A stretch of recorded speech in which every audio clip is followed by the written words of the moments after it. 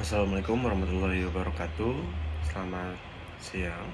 Perkenalkan, nama saya Muhammad Rizky Prasetyo dari kelas B1 jurusan Manajemen Perhotelan.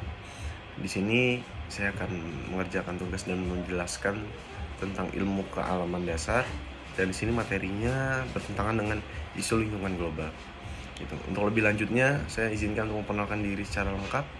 Nama saya Muhammad Rizky Prasetyo, kelas B1 Manajemen Perhotelan, NIM 222030275. Untuk materi pada hari ini yaitu adalah isu lingkungan global. Yang pertama yang kita bahas yaitu permasalahan lingkungan yang dihadapi oleh manusia secara menyeluruh di permukaan bumi. Yang pasti kita hidup di dunia ini, apalagi di lingkungan ya, pasti banyak sekali yang namanya permasalahan yang kita hadapi, problematika yang kita hadapi. Nah, salah satunya di materi-materi ini yang saya sampaikan. Nah, untuk yang pertama, di sini ada perubahan lingkungan yang menyebabkan lingkungan tersebut kurang mendukung kehidupannya manusia. Nah, jadi untuk materi yang pertama ini, perubahan lingkungan yang menyebabkan lingkungan tersebut kurang mendukung, seperti lingkungan tersebut sudah tercemar oleh sampah, udara, dan yang lainnya. Jadi lingkungan ini sudah sangat tidak mendukung untuk kita tinggal di tempat tersebut. Karena kenapa? Kesehatan untuk diri kita sendiri dan para keluarga tentunya akan terancam karena kesehatan lingkungan tersebut. Yang kedua, di sini ada mempengaruhi kesejahteraan manusia dan tatanan ekonomi global. Gitu.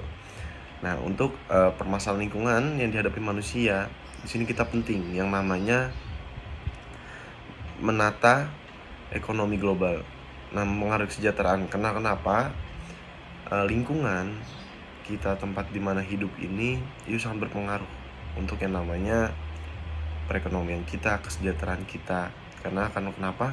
Akan menjadi satu sebuah semangat kita untuk menjalani hidup atau sebuah aktivitas antara positif dan negatifnya lingkungan, seperti itu. Dan selanjutnya ada penanganan masalah lingkungan secara bersama atau kesepakatan bersama antar bangsa, Earth Summit Protocol Kyoto. Gitu. Nah, ini untuk permasalahan lingkungan ya yang dihadapi oleh manusia secara menyeluruh di permukaan bumi. Untuk yang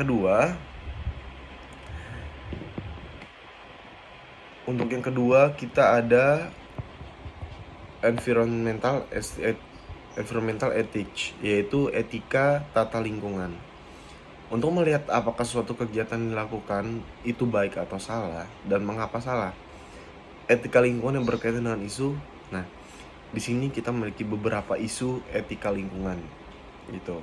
Nah, di sini etika-etika yang dibawa ini yang pasti berkaitan dengan isu-isu saat ini gitu. Salah satunya di sini ada energi, populasi manusia, keanekaragaman hayati, penggunaan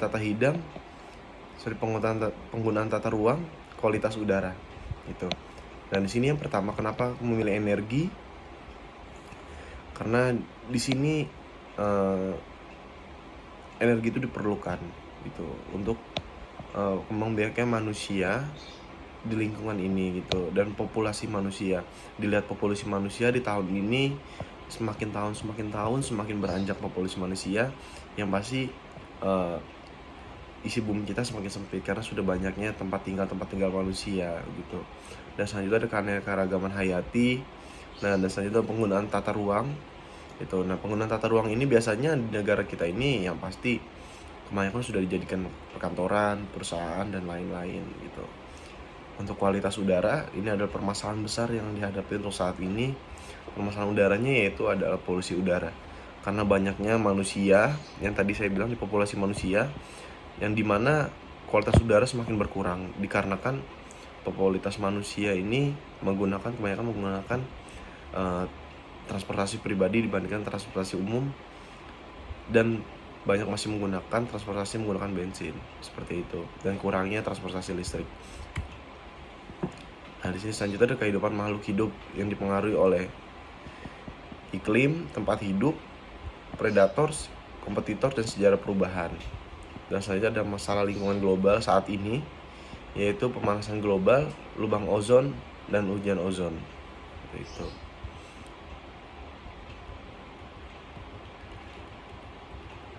Nah, selanjutnya kita ada menjelaskan tentang pemanasan global. Perubahan iklim atmosfer bumi merubah pada iklim di bumi. Daerah hujan menjadi kekeringan, daerah kering menjadi kebanjiran, menimbulkan angin badai, topan, sehingga merugikan makhluk hidup. Lalu ada naiknya permukaan air laut, sehingga tenggelamnya pulau dan adanya intrusi air laut ke darat. Lalu ada terakumulasinya zat beracun yang membahayakan di atmosfer. Selanjutnya ada penyebab pemanasan global atau global warming. Emisi gas rumah kaca yang berlebihan di atmosfer. Dengan adanya gas rumah kaca yang berlebihan, maka ada sinar inframerah yang tertangkap di atmosfer sehingga menyebabkan pertambahan panas. Nah, selanjutnya ada sinar ultraviolet. Nah, sinar ultraviolet ini banyak sekali penyakit-penyakit yang ditimbulkan gitu ya, yang disebabkan. Ya, salah satunya itu ada penyakit kanker kulit, terutama untuk yang penyakit kanker kulit ini untuk yang berkulit putih. Dan yang kedua ada penyakit mata katarak, dan yang ketiga adalah menurunnya kekebalan tubuh, dan yang keempat gangguan pada rantai makanan laut, dan yang kelima kemudian serta kerusakan tanaman budidaya anom gitu. Jadi sinar ultraviolet ini sangat bahaya sekali ya, karena di sini banyak sekali penyakit-penyakit yang disebabkan dan sekali banyak yang dirugikan seperti kerusakan tanaman. Selanjutnya ada penyebab terbentuknya ozon. Ozon yang terbentuk akibat aktivitas manusia. Jadi ozon ini muncul akibat aktivitas manusia sehari-hari gitu. Nah, yang dihasilkan itu adalah senyawa CFC gitu. Yang dihasilkannya adalah aerosol gas pendorong, alat pengkondisi udara, bahan yang digunakan pada industri plastik, karet, busa, styrofoam, seperti itu. Nah, selanjutnya ada akibat hujan asam ya. Di sini ada asam akan terakumulasi di hutan, lahan-lahan pertanian, danau dan gedung-gedung, sehingga dan penyebabkan kerusakan dan kematian bagi makhluk hidup. Selanjutnya ada berkaratnya benda-benda logam, dan selanjutnya lagi ada air danau dan sungai pH-nya menurun, mempengaruhi kehidupan air. Nah, gitu.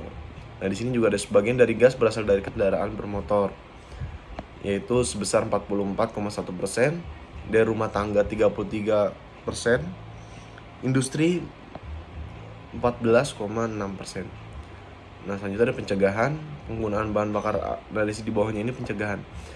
Semua dari akibat permasalahan hujan asam ini kita mempunyai pencegahan, yaitu penggunaan bahan bakar alternatif, bahan bakar rendah sulfur, dan pengendalian emisi.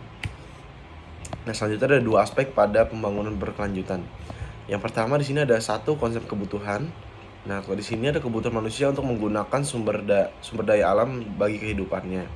Yang kedua ada konsep keterbatasan sumber daya alam atau lingkungan untuk memenuhi kebutuhan manusia pada masa sekarang dan masa yang akan datang. Jadi seperti itu pesan dari saya. Jaga lingkungan di mana tempat kalian hidup masing-masing gitu. Dan di sini ada tambahan daya lingkungan hidup. Dalam mengelola sumber daya alam perlu diperhatikan daya dukungan lingkungan oleh manusia. Diharapkan dalam pengelolaan lingkungan perlu diterapkan konsep pengelolaan lingkungan yang berkelanjutan atau sustainable development, seperti itu. Oke, itu saja dari saya. Presentasi yang bisa saya sampaikan, kurang lebihnya mohon maaf. Assalamualaikum warahmatullahi wabarakatuh.